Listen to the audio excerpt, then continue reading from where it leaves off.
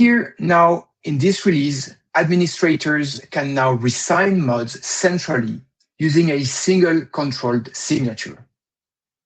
And this simplifies moving mods between development, test, and production environments. And we think it's quite a big improvement for enterprise governance, as it means no more need for juggling between certificates or having to manage cross-server trust setups.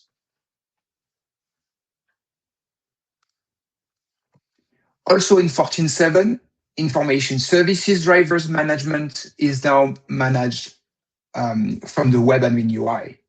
So administrators can deploy, update JDBC drivers without having to touch the server, without having to use commands, and without the need for higher level access rights. This is less friction, improved security, and simplification of operational workflows.